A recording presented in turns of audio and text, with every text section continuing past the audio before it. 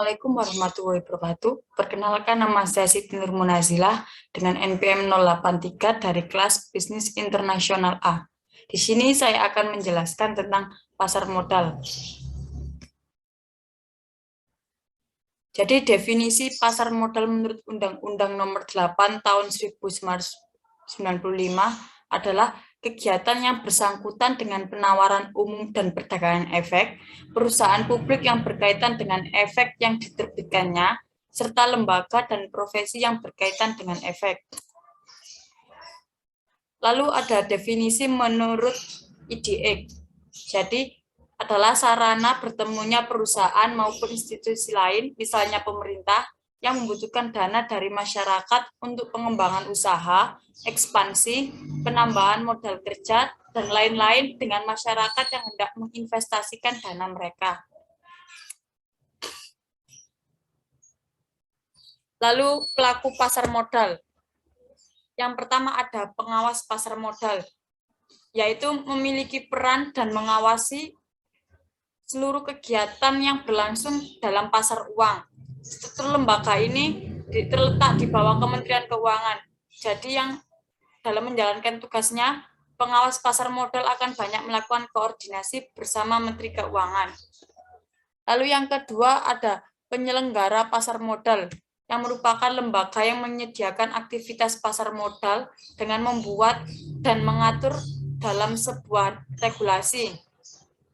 Jadi di Indonesia ini penyelenggara pasar modal yaitu Menteri Keuangan.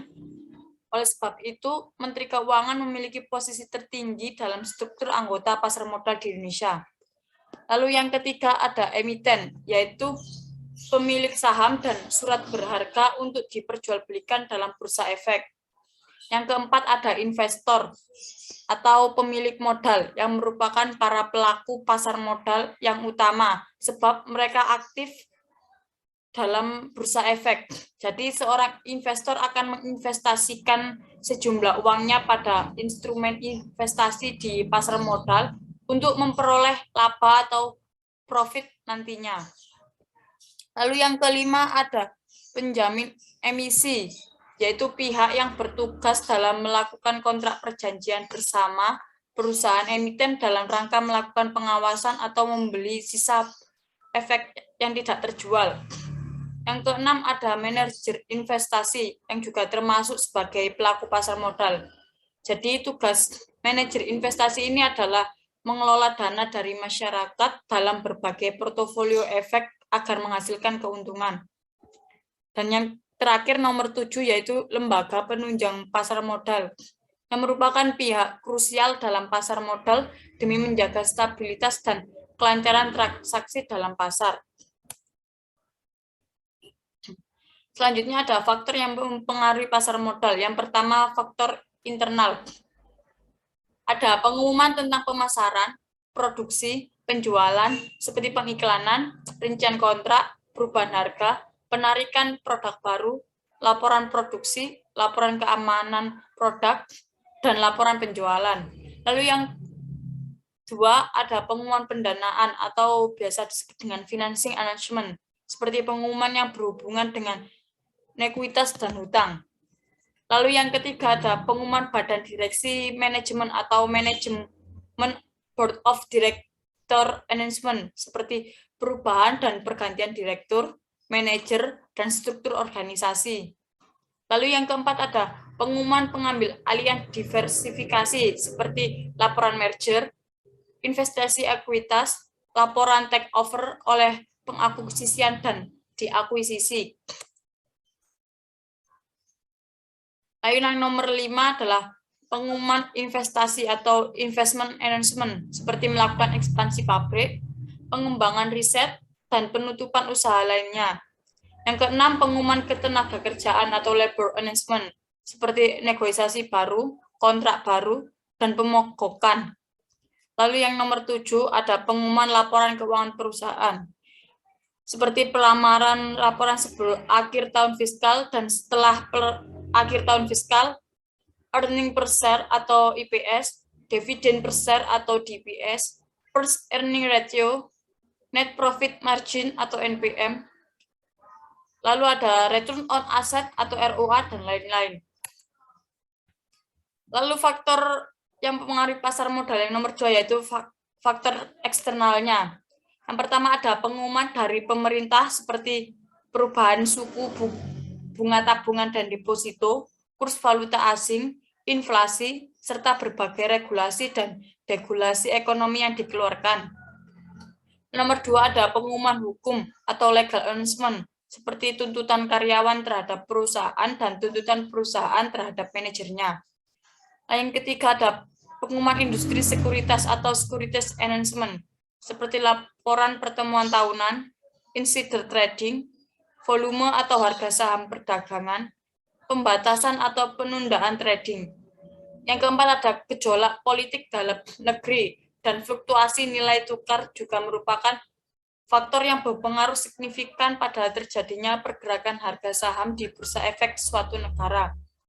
Yang terakhir ada berbagai isu baik dari dalam maupun luar negeri. Lalu jenis pasar modal terbagi menjadi 4. Yang pertama pasar primer atau primary market, yaitu pasar di mana efek-efek yang diperdagangkan untuk pertama kalinya sebelum dicatatkan di bursa efek. Lalu yang kedua ada pasar sekunder, yaitu pasar dari efek yang telah dicatatkan di bursa. Jadi dengan kata lain, pasar sekunder itu merupakan tempat investor dapat melakukan jual beli efek setelah efek tersebut dicatatkan di bursa sebagai kelanjutan dari pasar modal. Yang ketiga ada pasar lelang, yaitu transaksi antara pembeli dan penjual menggunakan perantara broker yang mewakili masing-masing pihak pembeli atau penjual.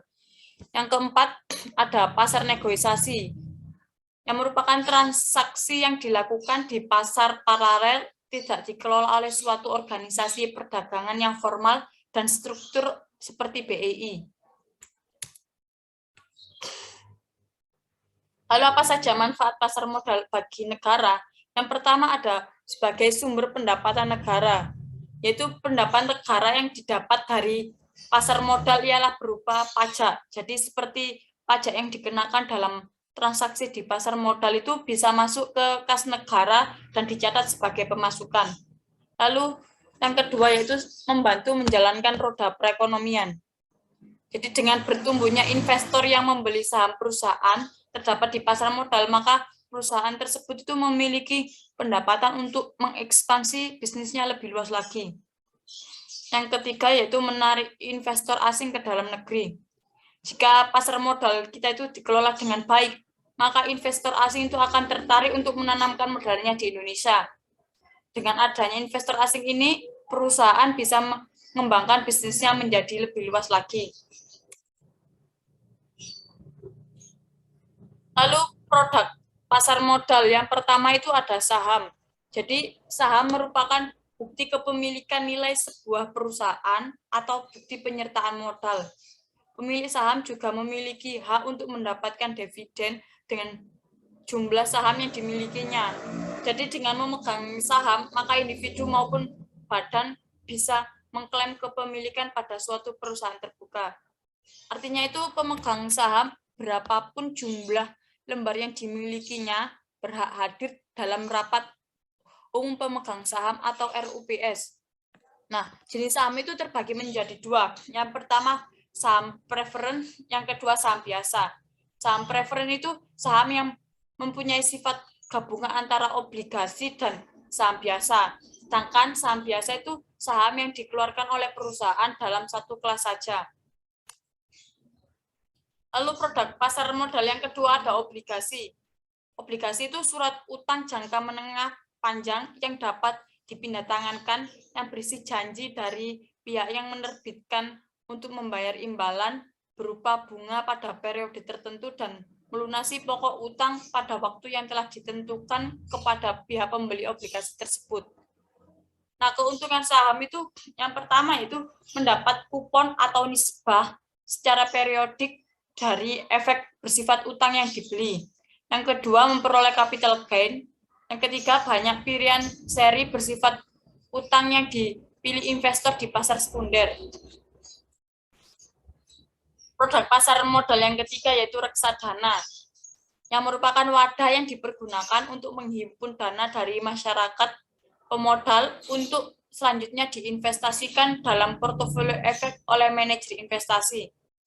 Nah, keuntungan reksadana ini yang pertama yaitu pemodal itu walaupun tidak memiliki dana yang cukup besar dapat melakukan diversifikasi investasi dalam efek. Yang kedua, pemodal itu dapat dipermudah untuk melakukan investasi di pasar modal. Lalu produk pasar modal yang terakhir ada derivatif, yaitu kontrak atau perjanjian yang nilai atau peluang keuntungannya terkait dengan kinerja aset lain. Aset lain ini disebut sebagai underlying aset. Ada dasar hukum dari derivatif. Salah satunya itu Undang-Undang Nomor 8 Tahun 1995 tentang pasar modal. Yang kedua ada Peraturan Pemerintah Nomor 45 Tahun 1995 tentang penyelenggaraan kegiatan bidang pasar modal.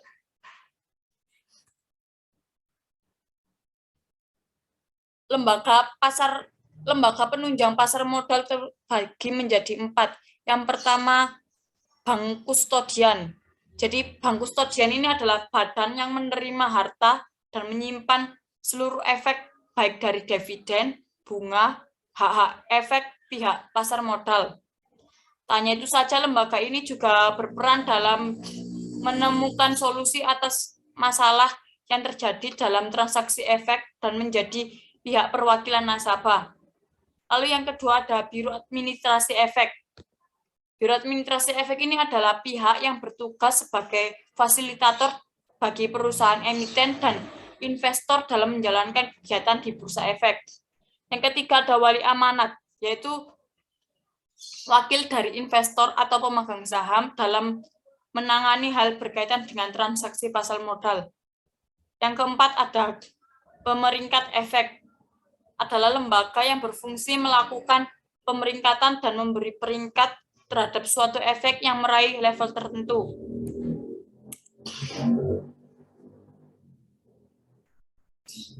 Sedangkan profesi penunjang pasar modal juga ada 4. Yang pertama yaitu akuntan atau kantor akuntan publik yang bisa disingkat dengan KAP, yang berperan sebagai auditor laporan keuangan. Jadi jika akuntan perusahaan itu bertugas untuk menyusun laporan keuangan yang akan digunakan oleh investor, maka KAP ini bertugas sebagai auditor yang untuk memberikan opini atas wajar atau tidaknya laporan keuangan yang diterbitkan oleh perusahaan yang tercatat itu. Lalu yang kedua ada konsultan hukum, yakni ahli hukum yang memberikan jasa konsultan terkait pendapat hukum kepada pihak lain.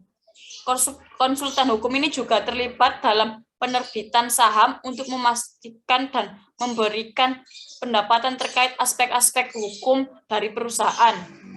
Yang ketiga ada penilai pemilik. Penilai yang memiliki fungsi untuk menerbitkan dan menandatangani laporan penilaian sebagai pendapat atas nilai wajar aktiva dari suatu perusahaan. Yang keempat ada notaris yang bertugas untuk mengurus urusan perdata dari perusahaan terkait pasar modal. Notaris ini menyiapkan berita acara rapat umum pemegang saham atau RUPS, perubahan anggaran dasar, menyiapkan naskah-naskah perjanjian, dan memastikan seluruh materi anggaran dasar tidak bertentangan dengan undang-undang yang berlaku.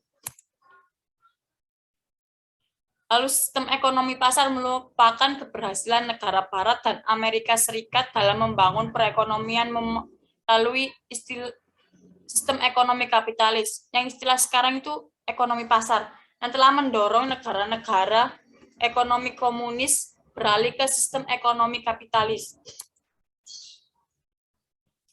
Lalu sistem ekonomi pasar di negara-negara komunis yaitu perubahan global dari sistem ekonomi komunis ke sistem kapitalis itu bersamaan waktunya dengan selesainya Perang Dingin antara Blok Barat dan Blok Timur yang sekitar tahun 1988. Ini merupakan contoh bursa-bursa efek di negara eks-komunis. Yang pertama ada negara Armenia dengan nama Yerevan Stock Exchange atau YSE yang berdiri pada 1993. Yang nomor 2 ada negara Bulgaria dengan nama First Bulgarian Stock Exchange atau FBSE yang waktu itu berdiri pada tahun 1991.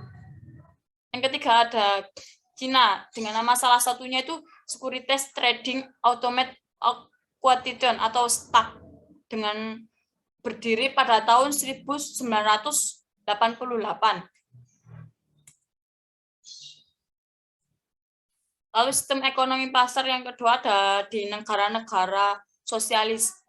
Jadi negara-negara sosialis ini negara-negara yang tadinya merupakan negara sosialis juga mengubah sistem perekonomiannya dengan menyebut sistem ekonomi pasar, yang termasuk ada di negara Indonesia.